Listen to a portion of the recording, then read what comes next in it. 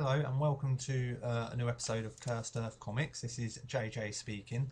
As some of you are aware, I'm a massive fan of Rob Liefelds stuff and the Extreme Universe, so I thought I'd do a series of videos on different teams and characters in said universe. So first of all, it's probably best thing to start with Youngblood, as they're the premier team. It's the first time I've done a video of this kind of thing, narrating over images, so hopefully it goes alright. If it's shoddy, let me know. If you like it, let me know and we'll do some more stuff like this. Seen for the first time anywhere are the original character sketches for Youngblood.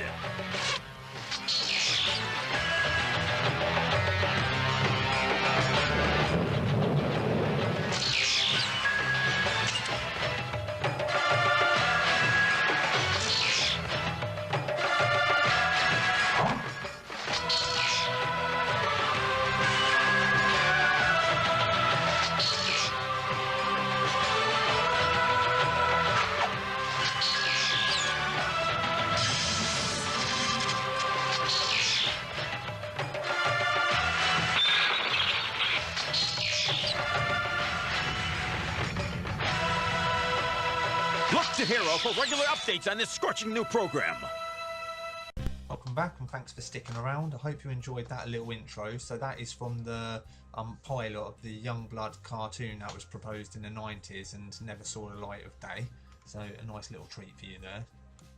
So Youngblood was the first title launched in 1991 from the newly formed Image Comics, and it has the honour of being the first ever independent book to sell over 1 million copies. So who are Youngblood? So in the Extreme Universe and Image Comics, Youngblood are a government sanctioned team of superheroes. They were split into two teams. There was the home team and the away team.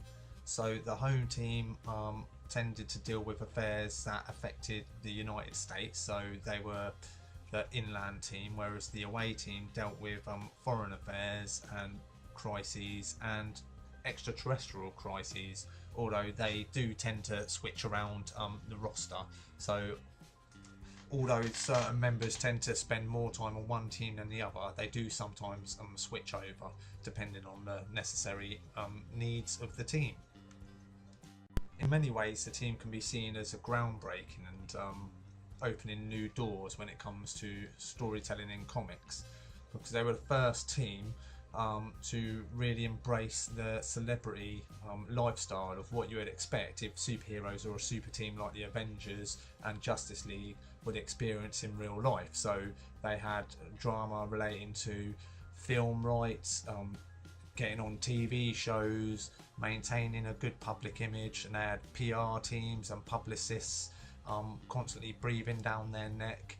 And so not only did they have to be the elite super team in the world, they also had to maintain a clean image to be able to sell the merchandise.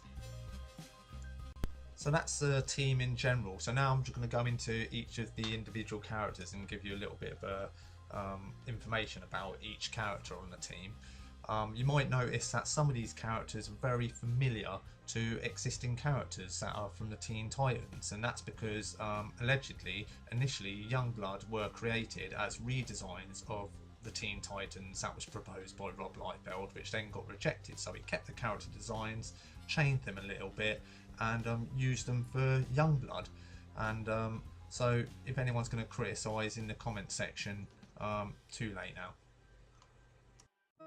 Youngblood is led by a character named Jeff Terrell, aka Shaft. Shaft was formerly an FBI agent, but was scouted by the government and selected to join and lead the main Youngblood team for his leadership abilities. His weapon of choice is a bow and arrow, as he is a brilliant archer. As you might notice that, you know, he's got red hair and wears a red outfit and looks very similar to Red Arrow. It's because this particular character was originally meant to be a redesign for Red Arrow or Arsenal or Speedy, whichever name you want to call him by. Next we have Bruce Stinson, aka Chapel. So he's the resident heavy weapons guy on the team. So he's a former Black Ops mercenary who used to be part of a team called Strike alongside Al Simmons, who would later go on to become Spawn. Chapel is known, but until it's retconned in the Spawn comics, he was originally the guy that assassinated Al Simmons, which then triggered him becoming a Hellspawn until it got later retconned in by Todd McFarlane in the Spawn comics.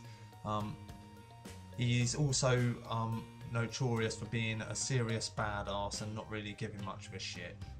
You often wonder why a character like this would be on a government-sponsored public super team, but he's pretty hard, so he does the job. Throughout the years, he has been injected with some kind of super soldier serum, which has enhanced his strength, agility, endurance, and stuff like that.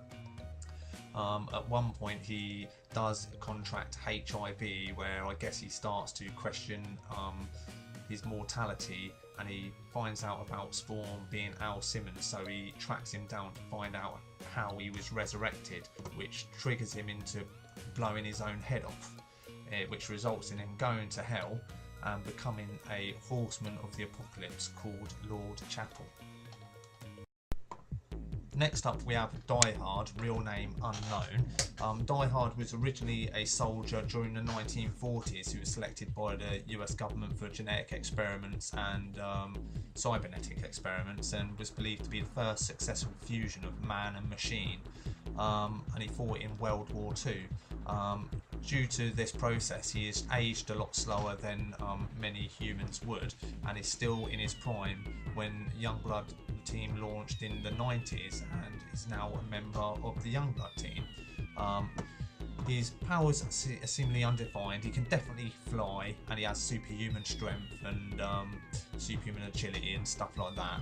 And he is actually pretty hard to kill, as his name might suggest. He is I suppose, the de facto second in command of the Youngblood team, as he's probably the longest serving and the most experienced hero on the team. And he's probably one of my favourites. I think he looks really cool.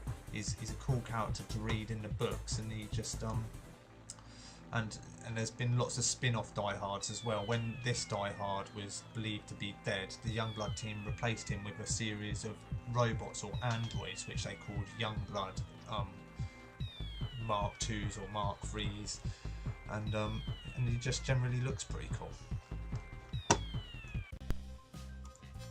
Next up we have Nicola Voganova, aka Vogue. So she is a Russian member of the team. During her childhood, living in Russia, she led a pampered life, but she witnessed her father being killed by the KGB at the age of 13. At that time she was already a world-class gymnast, and at age 18 she was accepted into the Blood Pool program, which is basically the youth policy for the Youngblood program, and just a couple of years later she became a full member of Youngblood. She started an international cosmetics corporation called Vogue Cosmetics, using her fame to spearhead the launch, and she made a lot of money from that.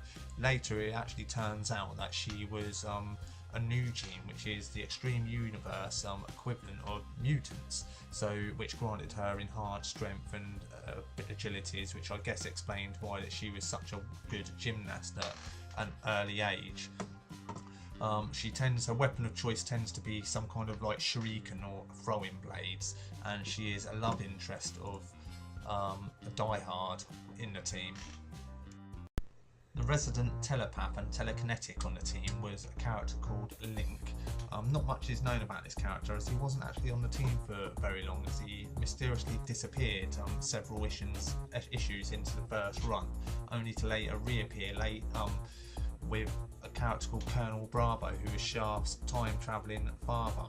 So it turns out Link disappeared to fight battles in the far-flung future.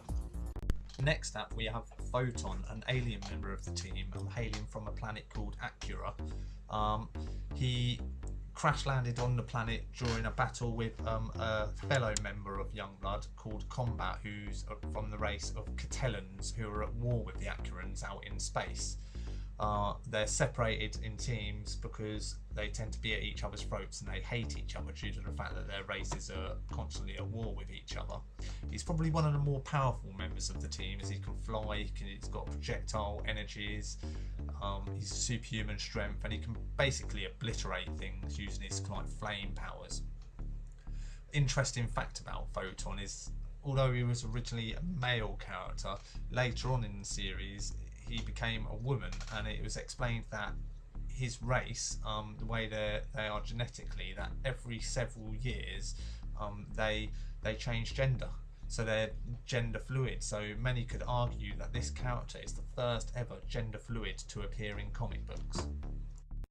Last and certainly not least, we have Thomas Mccall, aka Badrock. So this character was originally called Bedrock and would have a battle cry of yabba dabba doo. But of course Hanna-Barbera, or whoever owns the Flintstones at the time, weren't too happy about that and threatened legal action. So the character's name was changed to Badrock, which I think sounds a lot better and more fitting with the character. So Badrock is a 16-year-old kid who is just an underachiever at school, but his dad is a scientist, and one day when visiting his dad's lab he accidentally swallowed a vial of some kind of serum which resulted in these genetic changes in him, so he basically became a big rock man, much like the Thing. But the difference between this character and the Thing is that whereas the Thing hates what he's become, Badrock loves it and he embraces it. He likes the whole celebrity lifestyle of being a member of Youngblood and doing the TV shows, having action figures made of him. He absolutely loves it. He's one of the more bouncy of the characters, you know, personality wise. He's had many spin-off books, and this is reflected in real life as well. So during the 90s he was one of the more popular Image characters, and he still has a massive fan base today. He's almost indestructible and he has massive strength, so he can go toe to toe with many of the heavyweight characters. Thanks for the video. I'm sorry about all the umming and ahhing. I didn't write a script for this, so I was just gonna say what I wanted as I went along and then I'd forget what I wanted to say. So the next part, because it is going to be a two-parter, the next episode featuring Team Youngblood and all the individual characters, so it will sound a little less choppy and a little less confused. But I hope you enjoyed the video and it stoked up an interest in the characters and encourages you to go out and buy some of the Youngblood comics books. So I really do genuinely think that they are a great team. They're an interesting team, and I think with the right writers with great ideas, I think that this is a team that could have a rebirth, no pun intended, and I really think that this team has a future. It's got a really good fan base, really great characters. All they need is someone to take this team and write great stories with them, and I'm really looking forward to seeing that happen. There is a new title launching soon in the next couple of months of Youngblood, and I'm really hoping that it'll be one that continues and sells, and so we can get more Youngblood books. Keep an eye out for that. I'm sure it's going to be a good one. I'll see you next time for part 2 when we focus on Team Youngblood.